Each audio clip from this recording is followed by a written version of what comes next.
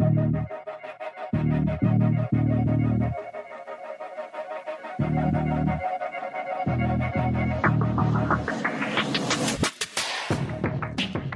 away we go. It's another edition of the Arrowhead Pride Editor Show. My name is Pete Sweeney. I'm the editor-in-chief of arrowheadpride.com, joined once again by my esteemed executive editor, John Dixon. John, for the 6th year in a row, we have reached week 21. How are we feeling? Unexpectedly good. Let me put it that way. I feel pretty good, but I didn't really expect to feel that good. I actually gave some thought to picking the Bills in this game, but decided I could go with the Chiefs safely. Turned out to be the right choice, but if you go to the predictions, I did go and pick the Bills. I just thought the game was so evenly matched. I really thought it could go either way.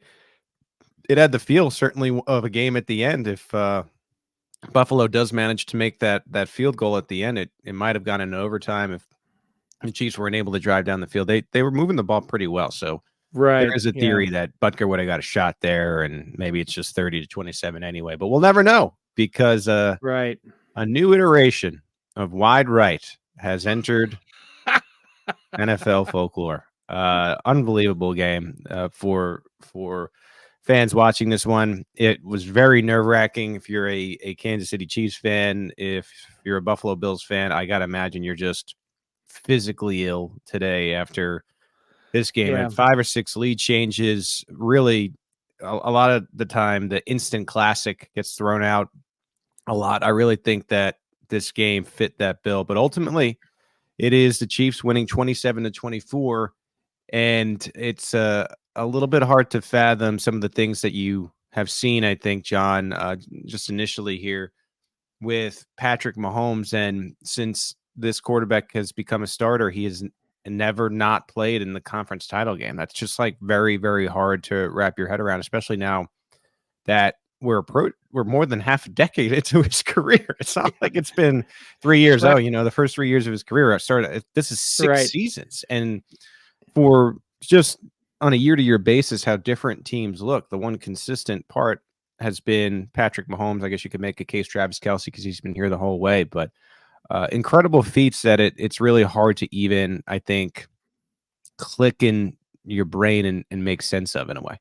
We're certainly well past the Kurt Warner territory, aren't we? Yeah. Where it was just a couple of seasons where he was really fantastic and in the right situation at the Rams and, so on and so forth. And yes, it's an astonishing set of circumstances that I can't say that I saw coming. I really couldn't get around the idea of going around saying the Chiefs are going to be one and done in the playoffs. I thought they might win a game. But I just didn't really see them getting to this point past, especially without the schedule falling in a favorable way. I wouldn't have expected them to go to Buffalo and beat the Bills. If you'd asked me a month ago, I wouldn't have said that, but in the last few weeks, they've shown that they're figuring out how to solve their problems, and that's what really good teams do: is they figure out how to solve their problems. And the Chiefs have certainly shown us that. So, this, of course, is the editor show on the Arrowhead Pride Podcast Network. On today's show, we'll go through some of the main quotes from Andy Reid's press conference. We will have our world famous Marinated takeaways. Steve's actually going to join us for that segment, so that is always a treat. Love when Steve enters the program, and then we'll wrap up with some snap count takeaways, a little political news in terms of the stadium. We'll chat about that, and then we'll discuss the opening odds for the AFC title game as the Chiefs travel to Baltimore to take on the Ravens. If you like the Arrowhead Pride Editor Show or anything we do here on the Arrowhead Pride Podcast Network, you can leave us a rating and a review. No ratings today in the playoffs here, so challenge you. Sometimes I'll throw out a challenge. Let's get a couple reviews for the AFC title reaction show when we pick this up next week. All right, let's get into this Andy Reid sound. As usual, he spoke to media members via Zoom. This is the week, John, that media moves to the stadium, and we get a lot of visitors to Kansas City to talk about this game. So plenty of sound coming your way. I know we're going to play the highlights here, but you can, of course, get the full press conference on From the Podium, and that's going to be a useful tool this week because the Chiefs run out some of their most important players Wednesday, Thursday, Friday, and it's a lot of interviews. They do a really nice job when it's the AFC title week of putting like 5 or 6 of these guys at the podium. So be sure to be locked into the Arrowhead Pride Podcast Network this week as we load it up, getting ready for this Chiefs and Ravens matchup. Let's start here. Travis Kelce was able to get 2 touchdowns in this game. He actually started the scoring for the Chiefs in terms of touchdowns. Took until the second quarter, but it was a wide open pass to Kelce. Here's what Andy Reid saw. So he's got 3 options on that on that side, and he's got to let it sort out just a tick. And he did that. He was very patient with it, and then obviously very accurate with the throw. And it was a throw that he not the same play, Sam, but it was a throw that he missed Trav on a little bit earlier, a corner route like that, and he he just fixed the problem and was spot on. Yeah, as Reid mentions, there were 3 options on the left side, and he does this a lot. When you do that and you kind of load up the one side, you can confuse defenders because you have assignments that get lost, and sometimes the players will go to the player that they think they should be guarding, and then it leaves one guy free, and that one guy was the one player that the Bills should have been watching, and Travis Kelce is able to get that touchdown. And I think it kind of opened the floodgates in a sense for the Chiefs offense. And I think it gained them confidence to show themselves after last week, especially we can score touchdowns against this Bills defense. And it was a huge part of the game. Kelce would add another touchdown later, but a really nice start for Kansas City, putting points up on the board, but you needed that touchdown before the end of the half and they got it. Yeah, that was something that we hadn't really been seeing a lot of as the Chiefs solved their problems. One of them was in the red zone, and I think they were 50% in the red zone yesterday, which is not perfect, but much better than they'd been in many of their other games. Yep. This season. So that was a moment seeing Kelce wide open for that throw that I thought, maybe we're going to see something today, because up to that point I wasn't sure. I think by that was coming out of 2 field goals, right? So good moment for the Chiefs, and I think in that type of game you got to prove that you can score touchdowns, especially when the Bills were really doing a nice job attacking the Chiefs defense, and so that established that. And on social media, maybe more important than the touchdown was the reaction to the touchdown in the Kelce, Mahomes, Swift, Donna Kelce suite, where you had Jason Kelce really interacting with the crowd, taking his shirt off and screaming. It's great to see sometimes a guy that is on vacation. The Eagles lost. He seems to have had that a few days to get over that, and now he's just Travis's biggest fan. Here was Andy Reid on Jason's antics in Buffalo. Yeah, my wife saw him, Todd, so she took pictures with him. I saw the pictures. So did he have his shirt on when she saw him? No shirt on. No. No. Listen, he's the best. He's a great kid, great father. That's probably the thing I'm most proud of him for, because he's got a great wife and kids and everything. So he's done a nice job with that. I think Andy Reid's the only person that could transition really smoothly from no shirt on to great father. But yeah, I expect you're right about that. Cool to see Jason in attendance, and it seemed to actually give Travis a little bit of energy, I think. Yeah, well, why not? I mean, if I were in that situation, I'd be wanting to go to Baltimore and see my brother play football. Why not? And getting to hang out with the brother's girlfriend and mom and it's what's not to like about that situation? I'd do it. Yeah, it was a great environment. If he was taking his shirt off, that means the temperature, although cold, was a little bit more manageable in Buffalo than it was Kansas City. Never thought we'd say that, but last weekend, we know that 15 people got frostbite at this game. So conditions were fine. And as annoying and as bitter cold as that game was, now you travel to Buffalo and Baltimore, and you're kind of saying, well, we handle that. We can handle any kind of weather. The weather's not going to be an issue there. So the Chiefs were able to have some success on both sides of the ball in this game. Took the defense a little while, but definitely a complete game, I thought, for the offense, as complete as we've seen in a while. Want to switch gears here to Andy Reid's comments on Shamari Connor. I'll tell Steve this later, but I saw Steve had this tweet where the Chiefs are in the AFC title, and all he can think about is them hitting on another day 3 cornerback / safety defensive back. And Shamari Connor was excellent. John, I know you did the snap counts, but when Mike Edwards had to go down with concussion protocol, Connor has played here and there and in certain packages, but this was a big spot where he was going to have to play a lot of snaps. I think he ended up with 99%. He did an outstanding job, Right. aside from one part, which Andy Reid was not shy to mention. No, that's a good, great question there, Pete. Thank you. Shamari did a heck of a job. I mean, he's been working in nickel and dime situations, but to come in and have that extended time in there and make the plays he did, with the exception of just trying to pick the ball up, the scoop and score thing. Probably should have just fallen on it when it's all said and done, but he sure did a nice job in there. Yeah. The Chiefs having this many solid starters coming out of day 3 is maybe not talked about enough. I mean, aside from just Connor, you have L'Jarius Sneed, of course, and Joshua Williams in the 4th round. Mike Dana was in the 5th round, and Jalen Watson was in the 7th round. All these players had key snaps for Kansas City in this game. Here was Reid's reaction to that. Yeah, listen, I'm a big Brett Veach fan, so he's done a great job. I told him after the game, that's him. This game is him. This is a reflection of all the time and effort he and his guys have put in. It's just that's what it comes down to. They've given us good football players to coach.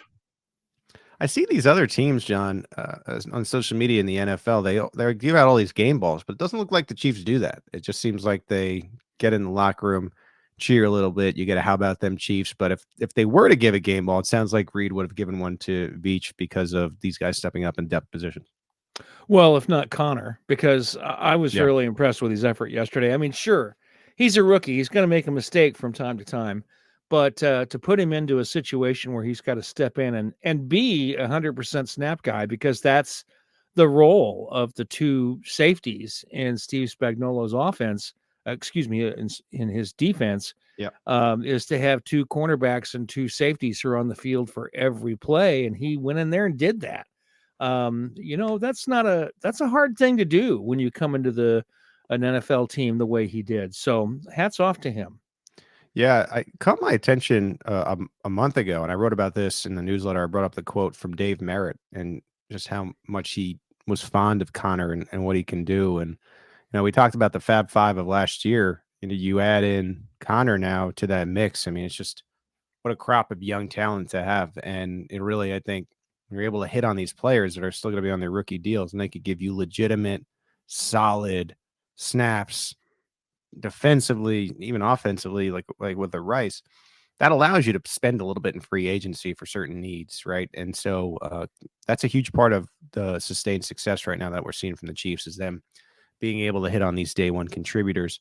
I want to get into a little bit of an injury roundup here, because the Chiefs are one of 4 teams still practicing this week. It's the Chiefs and the Ravens on the AFC side. It'll be the 49ers and the Detroit Lions on the NFC side. And so Kansas City continues to work. The players that were out ahead of this game were Wanye Morris in the concussion protocol and Derek Nottie. He had a tricep issue. It looked like on social media he had some type of surgery. So I'm not sure if we're going to see Nottie in the near future. Kadarius Toney and Justin Ross were questionable, but ultimately weren't involved in this game. Sky Moore remains on IR. So we'll monitor those injuries. The Chiefs are definitely dealing with a few more injuries than they were in recent memory. And then out of this game, you saw Mike Edwards, the concussion protocol. We'll see how long it takes him to get out. As we've seen this year, it takes players different amount of times to get out of the concussion protocol. Isaiah Pacheco, for example, he was quick. Took him 4 or 5 days. Wanye Morris seemed to have suffered a setback this week. He's still going to be in it. We'll see the severity for Mike Edwards, but you'd want to have him available in this type of game, even as good as Connor is playing. The other injury was to Joe Thuney. A little bit worried about this one, John. Pec issue. Whenever they use Pec as opposed to chest, right? Like you're starting to think, oh, do they think it's torn, something like that? Like it's not funny, but it's just how my brain operates doing this job. Like when they say knee, I'm like, okay, but when they say ACL, I'm like, all right, that's what pec kind of is to me. So we'll see. Adam Schefter reported that he would be having an MRI today, so there'll be some more clarity. Fortunately for the Chiefs, they have a solid backup. Obviously not as good as Joe Thuney, but Nick Allegretti's been there, done that, been a starter for the team in the past, played in playoff games in the past. So we'll see how that shakes out. And then a key injury, maybe the biggest key for me right now is Willie Gay Jr. Popped up with a neck issue, was suddenly questionable on Saturday, still played in the game, but had to be ruled out fast here. And Gay is important, John, because you're facing what I would argue, and I don't think there's a lot of argument against the most, or I should say maybe the best quarterback as a runner in the NFL. And they've been liking to use Gay in these spy looks. And so you're really going to want to have Gay against Lamar Jackson. Yeah, absolutely. I think they were kind of looking at this as this game being kind of a tune-up for the Ravens game, have an opportunity to get Gay out there and adjust the approach a little bit after they'd worked against Allen for a game. So, yeah, this could be an issue going up against Jackson. But, they keep talking about how Tranquil will take any kind of role they hand him and hit it out of the park. And I have to wonder if going into this game, they take him aside and say, this is what we need for you to do. And he says, yes, boss. And there we go. Yeah. So, yeah, I think we'll see who is able to play here. I don't know what's going on with Gay's neck. You would think that if they were to shut him down for a few days, maybe he'd be okay. I'm not exactly sure what's going on there, but as usual, the first injury report will come out on Wednesday, and all eyes will be on it. I mean, when you get to the AFC title game, everyone's watching at this point, so this will be a national conversation piece, I think, as we go, is the status of some of these key players for Kansas City. All right, so we did Andy Reid. Again, if you want to listen to that full press conference, you can on From the Podium. Talked about some injuries. When we come back, we will get into our world-famous Marinated takeaways. Stay with us right here on the Arrowhead Pride Editor Show. Back here on the Arrowhead Pride Editor Show, Pete Sweeney hanging out with the executive editor, John Dixon. We now welcome in one of our favorites, the guy that produces all this on the Arrowhead Pride Podcast Network, our podcast producer, Steve Serta. A fresh Steve off a great interview with Kevin Harlan. How did it feel to interview the great one there? It was very cool. I think I kept my composure pretty well, and I've interviewed a lot of people just over my career, and I think that was the one that, just as somebody who's worked in radio, done a lot of broadcasts and things like that, that was one of the geekiest, just from my personal experience, interviews I've ever done. I was really, really struggling to contain my excitement while I was talking to him. The only thing that could probably be better is like a Robert Downey Jr. from the Marvel, right? Just to talk a little bit about what did he do? What was he? Iron Man? He's Iron Man. Tony Iron Stark. Man. I'm nailing it right now. I that was a dart, and so that's a bullseye for him. Yeah, see, I would have known that. So yeah, good for you, John. That's great. I did see a little bit of social buzz, just considering that Tony Romo has lost his damn mind. Now people want Kevin Harlan instead of Romo on the call. But what you have right now, the game is on CBS, KCTV5 locally, and Romo is calling the Super Bowl. So you're stuck with him. If the Chiefs win, you're getting him again for the big game. But that is not what we're here to talk about. We're here to talk about some marinated takeaways from this big divisional round win. Chiefs advanced their 6th straight AFC title. So we'll start, as we do always, with John. John, what was your main takeaway from this game? Well, I'm always surprised by this. I think I've addressed this in some form or another on the show before, but I'm always surprised when teams take the advice of television commentators who are every Sunday saying, well, what the opposing team needs to do here is run the ball down the Chiefs' throat so they can keep Patrick Mahomes on the sidelines. And that's kind of what the Bills did on Sunday, and it didn't really work out all that well. Yeah. They did get 182 yards on the ground, which a lot of people are losing their minds over.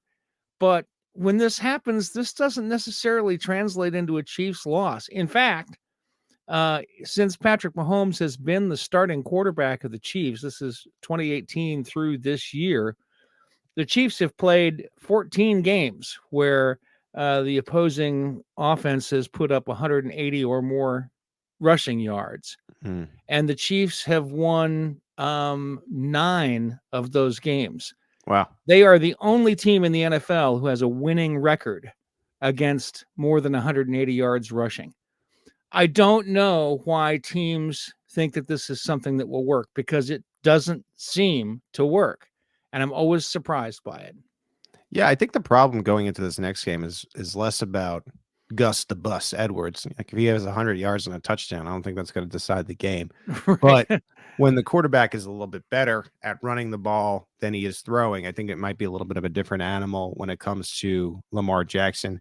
I think the Chiefs got to make Lamar throw. I mean, I know this is a review podcast more than a preview podcast, but I think you got to make sure that you have some contain on him. And that's why I'm really looking at that gait injury as we go. But it's a great point. Just because you're giving up these rushing yards doesn't always necessarily mean it translates to you losing football games. Right. And so let's continue on with Steve. Steve, what did you see in this game as the Chiefs go to the AFC title game once again? I think one of the biggest differences in this game for the Kansas City Chiefs and a really tough matchup against the Buffalo Bills was the play of the offensive line. Like, so much has been made about the pass catchers and the offense as a whole, and Donovan Smith and Jawan Taylor and these tackles, and like, oh my gosh, Jawan Taylor's the worst free agent signing in the history of the Kansas City Chiefs because he gets a lot of penalties. Like, they were fantastic. First of all, let me tell you that the worst free agent signing is Kelvin Benjamin. So no one will ever be worse than that. Big, heavy, couldn't move anymore. He didn't cost anything. Jawan cost anyway, go ahead. Sorry. Now, the offensive line was spectacular on Sunday. And I think that's like, when we talk about offensive success, so much of it over the course of the season, I think, was like, yeah, those tackles were struggling, but also we've seen Joe Thuney struggle at moments this year. We've seen Creed Humphrey struggle at moments this year. We've seen Trey Smith struggle. Like, we've seen the offensive line as a whole unit struggle at times this year. And it is true. Like, this team, man, they flip something in the playoffs and it elevates everybody's game, because they were special on Sunday against a very talented Bills defensive line that has been great all year and has been a big reason that they won so many games in a row to find themselves in that situation. Like, the Thuney injury is worrisome. Allegretti's a nice backup to have who can come in and give you a spot start and hopefully play good football. But it really sucks for the Chiefs offensive line as a whole, because that was the best performance that they put on paper all season, I think. And I want to say, like, didn't Donovan Smith get called for one penalty? But other than that, was that the Chiefs' only offensive line penalty, which has been a huge issue all year? Yeah. Like, those guys have elevated their play in the postseason, and they're playing like we thought they were going to play all season long. And it's huge. And it's going to be a huge difference if they can play like that against Baltimore, because that Baltimore defensive line is even better than the Bills defensive line. Yeah, and going back to when we played the Andy sound of the Kelsey touchdown, he was alluding to the fact that that's a delayed play where Mahomes has to give it time for one of these guys to come open. It ended up being Kelsey, and you wouldn't call that play, or you wouldn't say, let's try that, if the line wasn't having a good game. And so Andy agreed with you, because I don't know if they're calling it, like, I always think of, do we have time to run WASP? When you have these slower development plays, you have to have the time, and they were able to do it. I think my main takeaway from this game, and I've kind of been saying this as we've gone in these playoffs, is it's really sticking out to me that since 2018, this is probably Mahomes's most difficult road that he's had to travel to win a title. And it's probably, and this could be argued, so I'm just kind of throwing it out there, it's probably with his worst team that he's had in a sense of offense, identity, figuring it out. You really, I know MVS had a good game, but you really find it hard to trust anyone beyond Pacheco, Rice, or Kelsey. But the Chiefs are finding a way, and that's what helps build a dynasty. Like, if you I talked about how, well, the weather in Buffalo and Baltimore will never play a role in messing this team up because they just experienced freezing cold in Kansas City and managed to get out of that game. I think if they're able to win a championship with this year's team, man, this is for a long time, because I think the Chiefs are really going to have an improved offense weapon-wise next year. And now you're just 2 wins away. I mean, how many times have we seen the Chiefs win 2 games in a row? And even sometimes against teams that, you wouldn't think that they could beat. Like if we assume it's going to be the Ravens and the 49ers, Chiefs are probably going to be 3-point underdogs in both of those games. I know we're going to get into the odds after, but what I'm saying is, like, if they pull this one off, man, this is going to be, if it's not already, one of those Patriots caliber, anybody but the Chiefs situations going into next year. And again, the crazy thing is Mahomes is doing it. He's halfway there on his most difficult road with what I would consider maybe the worst team he's had since he started. That can be argued, of course, but at least offensively, one that has had to really turn it on at the end and faced a lot of these growing pains. So it's been fun to watch, and I'm eager to see how far he can take this ship. With that, John, we'll go back to you for your second Marinated takeaway. Yeah, I'd just like to get control of a narrative right here. I'm afraid that, yeah, no.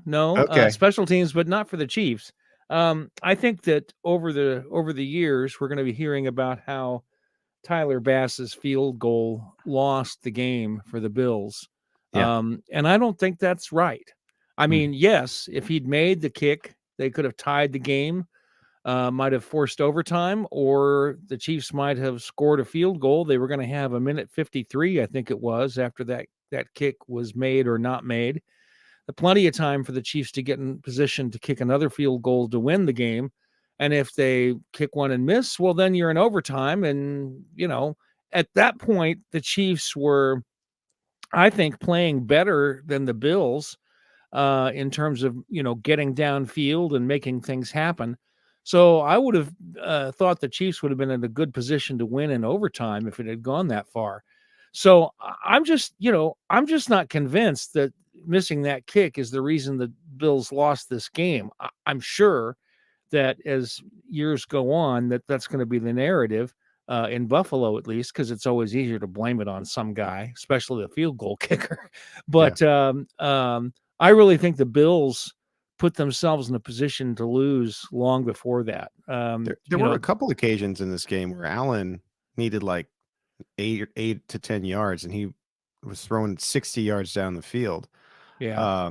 And even in that last sequence where you need the field goal to tie it, or a touchdown would have put them ahead, rather than taking digs on the crosser underneath, he's throwing it into the end zone. And I don't know. I think down and distance becomes more important there. And it's almost like sometimes I think Allen loses a sense of that.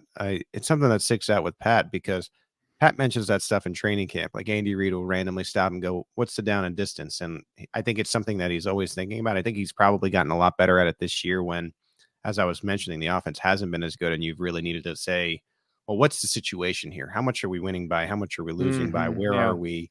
Because you have a strong defense. And Allen blew that in my mind to an extent. That deep pass that he did take, and he hit Stephon Diggs right in the hands. And Diggs, who has been, I wouldn't say always loud publicly, but there's been some smoke about him being dissatisfied with Allen's play. Like, man, if you're going to be dissatisfied with Allen's play and you're going to float out to your brother, tweet this, tweet that, and with the Cowboys, and kind of say that Allen you need to make that catch. I mean, for all the complaints that you've had, that's a catch you have to make, especially if you're going to be that vocal or use whatever channels to be vocal. And so I'd agree with you. I think you're right. This is, I think, 5 to 10 to 20 years from now, especially if you're a Bills fan, you'll probably really just remember the kick, because all these seasons eventually like blend together as you go on. But the story is a little bit deeper than that for sure. Well, and I mean, just to use an example from the Chiefs universe, the kicker that shall not be named, Lynn Elliott, he missed that field goal and they ended up losing the game. But it's Lake Dawson who dropped the touchdown pass before that put Elliott in the situation he had to kick the field goal. And this wasn't as cut and dried as that. but the Bills had not scored on all their drives. The Chiefs had. I think there was just one drive that the Chiefs didn't score on that was of any significance. I guess it was two. They punted once, and then there was the fumble. But the Bills were 2 punts and lost the ball on downs at one point. You can't do that in a playoff game, and that's why they lost, not because he missed a field goal. All right, Steve, let's continue with your second takeaway. This is actually kind of off of John's first Marinated takeaway, and really has to do with how the Bills chose to attack the Chiefs on offense, which was on the ground and utilizing Josh Allen's athletic ability. James Cook had a nice night. Like we've known all season long, and it feels like maybe nationally people are just now realizing it, that the Chiefs' run defense could be had a little bit, and it's been the one thing that you could point to, like, yeah, they're excellent all over the place, but this is maybe the one thing that they just aren't quite elite at. And I'm not really worried about that at all, because, like, to John's point, Mahomes still tends to win those games. And really, it's not even about like being effective on the offensive side of the ball for these teams. It's about keeping Patrick Mahomes off the field. And as we have seen multiple times now in the playoffs, Mahomes, if you do that to him and you limit his opportunities, well, he's just going to go out there and maximize every opportunity that he gets when he goes on the field, which is even more frustrating for the opposing teams, I would think. But as we move forward this week ahead of the AFC Championship game, and you're talking about Ravens offense that was great this season. Todd Monken's a really good offensive play caller for the Ravens, and they were absolutely fantastic in the second half against the Houston Texans. Like, a lot's going to be made about what the Bills just did to the Chiefs defense ahead of this game against the Ravens. And I don't think there's really any reason to worry about this Chiefs defense. They've given up 7 points so far in the second half in 2 postseason games, which is absolutely insane. And yeah, they gave up a lot of rushing yards on Sunday against the Buffalo Bills. But this defense is still special. I think this defense can still get them where they want to go. And I think that they are still truly like an elite unit. But I think that Baltimore is the worst possible matchup for them just because both of these teams are that good. So I think we're going to be in for another great game. And I'm really excited, more so than any other opponent they could be facing in the AFC Championship game, because Lamar and Mahomes was supposed to be the rivalry, and it just kind of got pushed to the side for Burrow and Allen. And now we're back here a few years later after we've gotten some really great games between Lamar Jackson and Patrick Mahomes. So that was a lot of rambling, but my overall Marinated takeaway is that I'm not worried about the Chiefs defense at all ahead of the AFC Championship game. Well, I also think Lamar Jackson's a lot better quarterback than he was in those early matchups with the Chiefs. I think he's been really good this year. It's real easy to say, oh yeah, well, he can run, but he can't pass the ball. But this year he's actually been a great passer, and he's got some great receivers out there too. So he's better now than he used to be. And I think that's going to be a factor in this game. Just to put a bow on the rushing point, and I don't disagree with you guys. I do think there's an angle to defeating the Chiefs if you're able to maintain what is a 2-score or close to a 2-score lead while rushing the ball. And we did see that this year when the Packers game came up, where the Packers managed to break out a 14-3 lead, and then they used the clock to limit possession. Like, it doesn't work in a neutral script, which I think was what we saw last night. If the Chiefs or Bills are just going back and forth, you're running the ball, but you're also eliminating your own time in that fashion. So if you end up settling for a field goal, doesn't matter. The Packers, if you're able to get an early lead, which is a big asterisk and if, then that's a way, they ran the ball with AJ Dillon and just kept on limiting possessions. And because they already had a lead, they won. But the Packers are out of it, so we don't have to worry about them until next year. They are not even in the playoffs anymore. They were still in it. Gave the 49ers quite a scare, but not able to get it done. Final Marinated takeaway here. I think the role reversal, the identity reversal, was very good for the Chiefs as far as the path that they're taking here. And what I mean by that is the fact that the defense struggled, I think, can be a humbling experience for those 3 quarters. Just in the sense of they were playing great football. Even last week, they played outstanding against one of the best offenses of the league in the Miami Dolphins. But here you had a Bills team that is going to give them some good tape of some struggles. And you know what? That'll refocus you. I think that's good for the defense as you go to face some adversity. And I think the offense needed the confidence that it might have gotten from doing what they did against a Buffalo defense who did have a lot of injuries, but still was getting the job done against other teams. And I think just the fact that when McCole Hardman isn't the one touching the ball, the offense is pretty dang good. And kudos to Marquez Valdez-Scantling, who has faced a lot of adversity this year. Was not good from a production standpoint. I think everyone kind of wrote him off. He was good last year's playoffs, especially the AFC title game, and is finding, I think, a role. I'm not saying he should be receiving the targets that Rashee Rice and Travis Kelce are having, but once again, he proved to be that complementary piece that the Chiefs needed in the playoffs to get over the hump. And the Chiefs offense, which was great in the first three quarters, gains confidence, I think. And again, the defense need a little bit of a wake-up call. It sounded like Mahomes went up to them and said, finish the job here, and they did. But I think having a little bit of that humility, that humbling experience will refocus them for this week. And this is a really tall task against Lamar Jackson. And so you faced a similar type of guy, I think, in Josh Allen. Allen likes to run, not as frequently as Lamar, but I think that'll help as well. So those are your marinated takeaways here from the Chiefs' divisional round win over the Buffalo Bills. They'll now turn their attention to the Baltimore Ravens. When we come back, we'll finish up with some snap count takeaways, and we'll talk about the veto of the veto. What does that mean? Stay with us right here on the Arrowhead Pride Editors Show. Back here on the Arrowhead Pride Editors Show, we are wrapping this thing up, John, with some snap count takeaways. You dove in this morning. What are some of your initial thoughts from this Chiefs-Bills game in the divisional round? Well, I didn't get all the way into it, but I did get some of the way into it, so I can tell you a few things. Just the second time this season that the team has had more rushing plays than passing plays, 49% to 51%. Passing rushing in this game. In week 4 against the Jets, it was 47-53. So the Chiefs really committed to the run in this game. And so did, as a matter of fact, the Bills. They actually were also very close to 50%, just the other way. You know, it was like 51-49 the other way.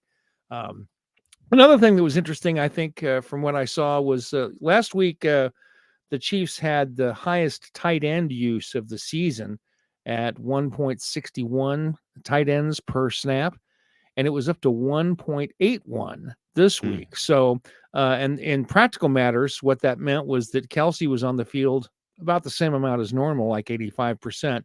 But both Noah Gray and Blake Bell were used more than they usually are, above their normal ranges for a game like this one. So this was a case where they decided that they would depend more on their tight ends, perhaps to rush to support the rushing game.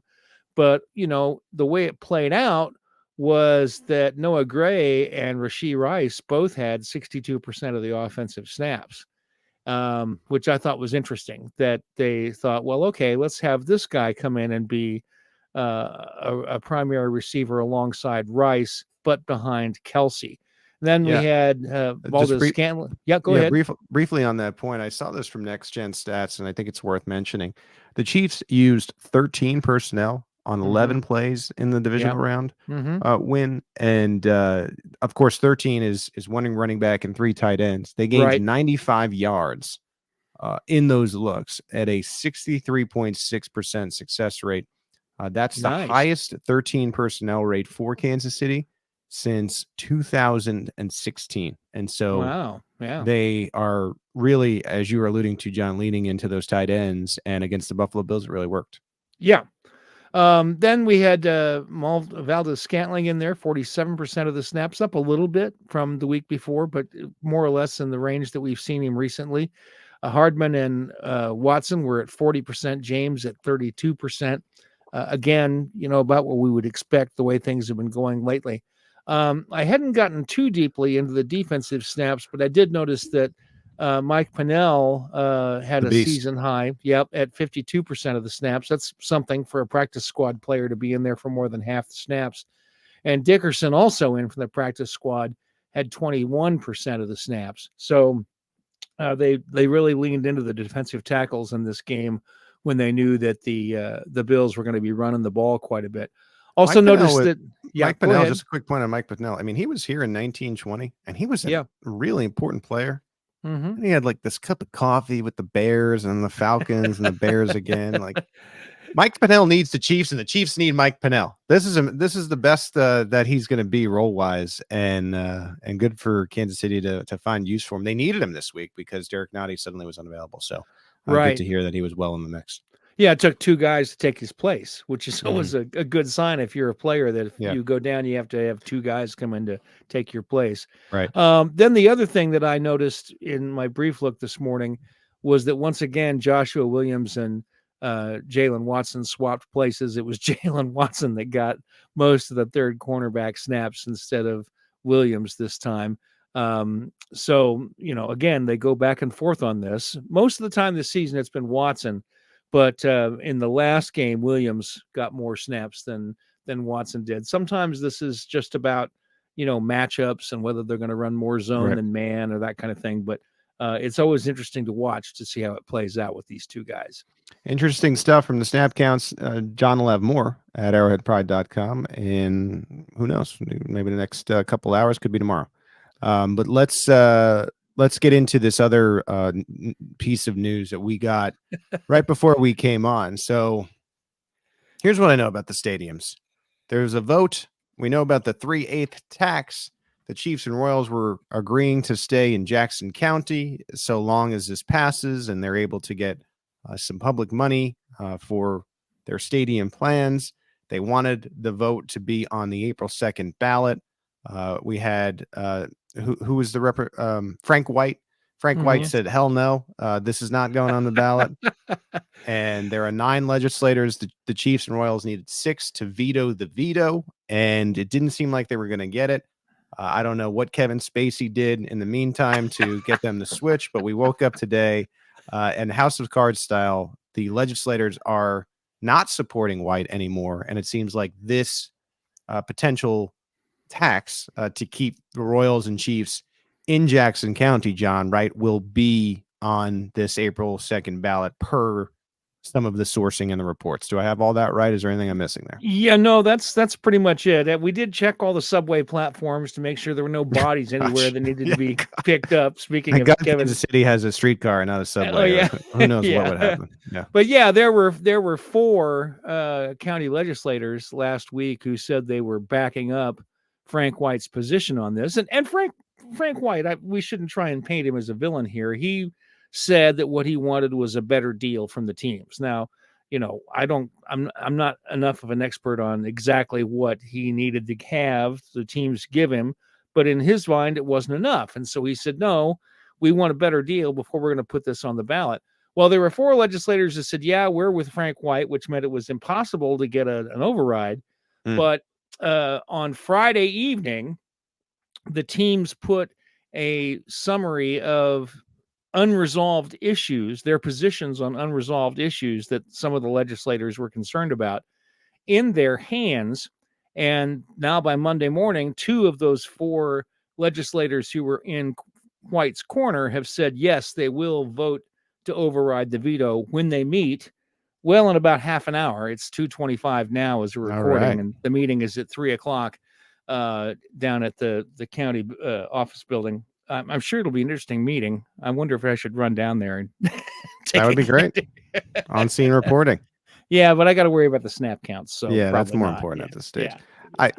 This usually means that it's going to pass, right? Like we believe that even after we get done recording that this is going to be on the ballot. And I think people will vote for this because they want to make sure that the Royals and Chiefs are in Kansas City, an office space style. 3/8 of a dollar, 3/8 of a cent. Who even notices that, right? So who cares? And you make sure your teams are still here. That's probably the theory behind the tax. In a way, you're barely going to see it, but it'll give the Chiefs and Royals funding to do what they want. So seems like to me, I don't think this is necessarily a bold take, John, but the Royals are going to move downtown and the Chiefs are going to renovate Arrowhead. I'm starting to believe that. For the longest time, this is just a feeling that I've gotten, but for the longest time, it felt like maybe the business side of the Chiefs wanted to consider moving and what a new stadium and entertainment would look like. But when it comes to the ownership, it seemed like to me, just based upon the press conferences, that Clark is like, my dad loved Arrowhead, and we're going to keep Arrowhead here as long as we can. And it seems like the building, if it's renovated, could have at least 25 more years. And it's also this too, and this is less about the economics of it, but I think when you have a stadium that can produce noise the way that Arrowhead can, not to say that has nothing to do with the people, but there is something probably about the percussion of the building that allows it to be as noisy as it is. And that aspect, I think, is very hard to replicate. And that's a very special thing. And I think Arrowhead is one of the more special stadiums. So if you could renovate it to the point of where you have that old school feel, you keep the old building, but it still has the new feel of one of these state-of-the-art stadiums. I like that solution. I'm not ready to see Kansas City get rid of Arrowhead. And look, you knock the K down, there's more parking. Parking has always been an issue. And so maybe there'll be a little bit less traffic, which would make me happier. And John, as you know, it's all about us.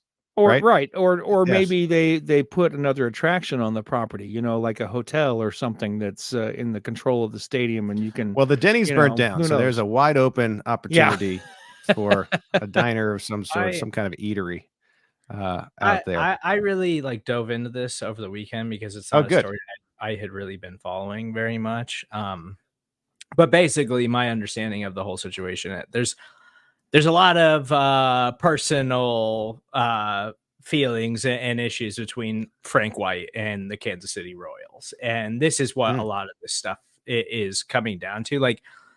The Chiefs never wanted to move out of Arrowhead. It was just, hey, we want this to get passed, so we extend the tax, which is what people who live in Jackson County, like all of us do, I believe. We've all been paying this tax for years anyway, so it's not really something that's actually going to impact the people of Jackson County, but it's the surrounding areas of your Johnson counties and all these other counties that were trying to throw their hats in the ring to get the Chiefs or somebody to come over, that were trying to have influence on this whole situation. So a lot of it is just local personal politics and feelings and things like that. It's going to wind up getting passed because the teams are going to get what they want inevitably, which the Chiefs want the Royals gone so they can expand and make Arrowhead a better place. And the Royals want to move downtown because that makes sense for a baseball team to have a downtown stadium. It's more accessible. It draws more people in. It makes sense for everybody in the long run. It's just a matter of personal, local, political politics for the most part. But I don't think much is going to change outside of Arrowhead Stadium. Frank White seems like a nice enough guy, but if you're going to give me on one side White and the other side Melliger, I'm going to go with Melliger the whole way. So kudos to the Royals for figuring this out. And I like the fact that this is all leading to Arrowhead staying as is. All right, let's turn it back to football for one final segment. John, you posted this, I believe, last night. The opening odds against the Baltimore Ravens as the Chiefs travel for their second road game of the AFC postseason. What do we have so far? Well, it's essentially the same thing. It opened at 2.5 points for the home team against the Bills, and this week it's opening at 3 points for the home team. So essentially, it varies a little bit what a given sports book will give for home field advantage. It's usually 2 to 3 points. So they're basically saying that on a neutral field, this would be a pick 'em. And because it's in their stadium, they get a little bit of an advantage in the game. So again, if the Chiefs win this game, it's going to be a minor upset, at least in terms of the betting odds, which I always like to remind people isn't meant as a prediction of what's going to happen in the game, but instead a means for the odds makers to have as much close to the same amount of money on both sides of the bet. But it works out to being a prediction of the game because it takes into account what people think, and people tend to pick winners in these games. So right now, it looks like the Ravens are favored in this game by a small margin. Can't believe we're going to do the same thing that we did last week.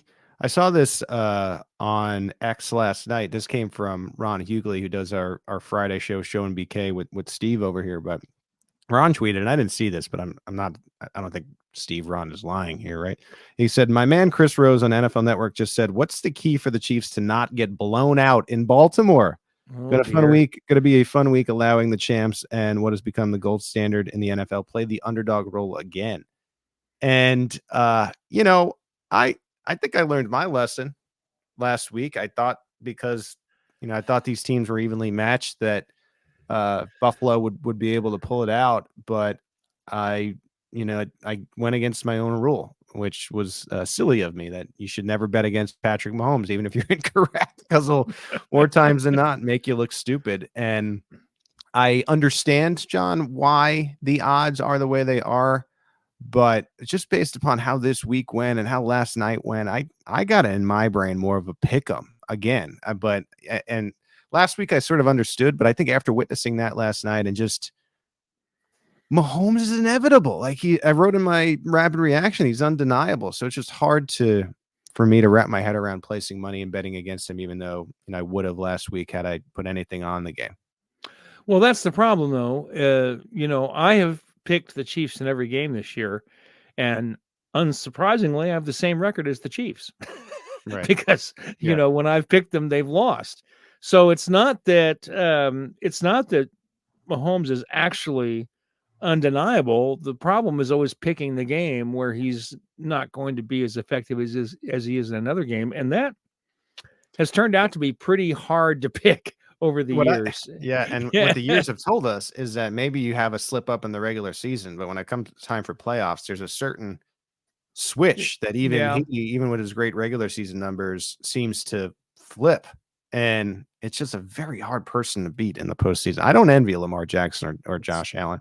It really has the feel, Steve, of like that Brady when that they would all take their shots at Brady, and Brady, Jordan, whoever you want to say, just prevented a lot from these great players from ever winning titles.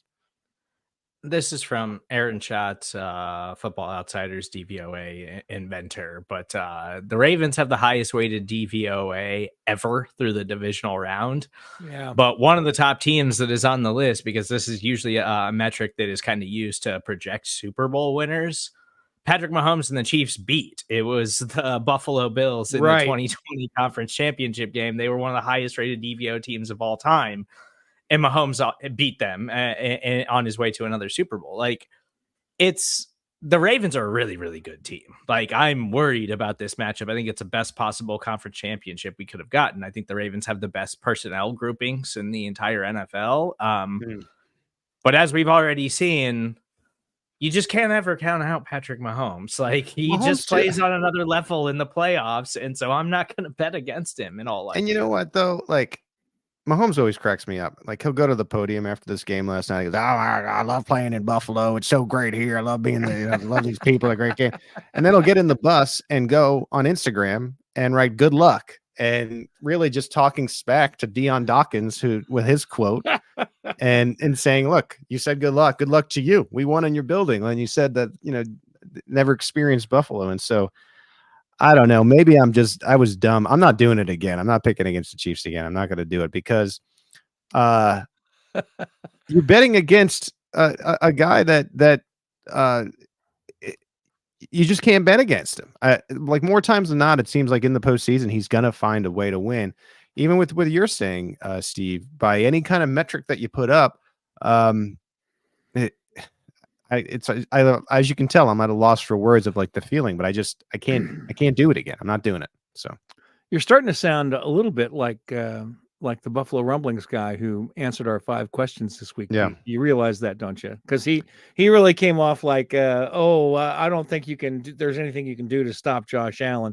And I identify with that because I once appeared on an opponent's podcast and said pretty much the same thing to them. And they never spoke to me again. So I've learned not to make a statement like that on an opponent's podcast. It's hard to find the line between feeling confident in your quarterback and raising him up on a pedestal that no human could possibly be on.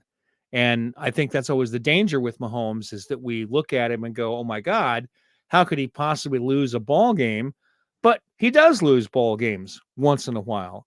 That said, I agree with you.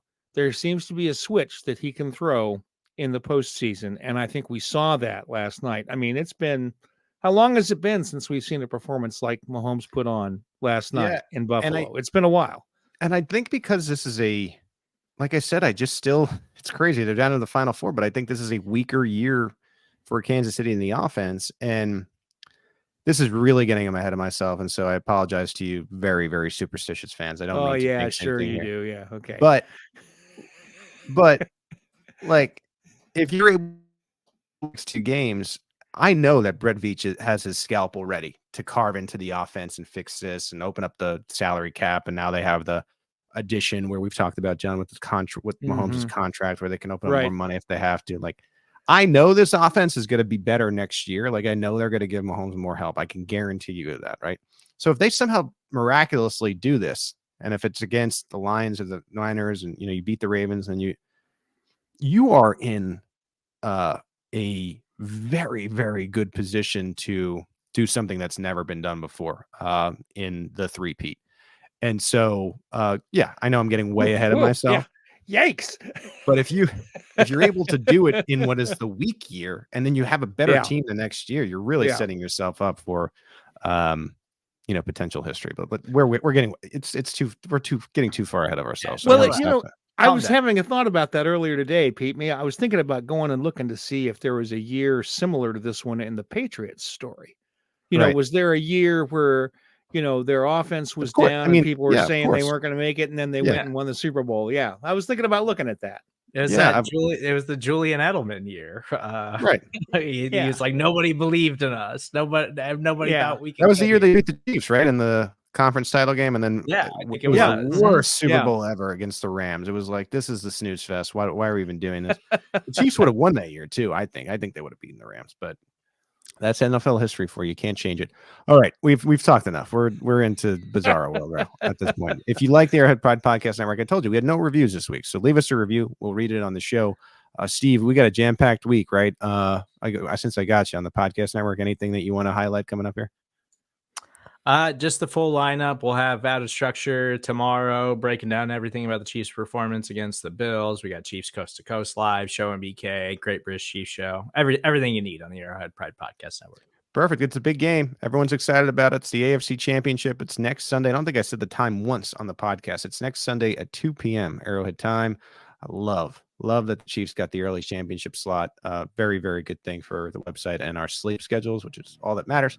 All right. Thank you to Steve. Thank you to John. I'm Pete Sweeney. This has been another edition of the Arrowhead Pride Editor's Show.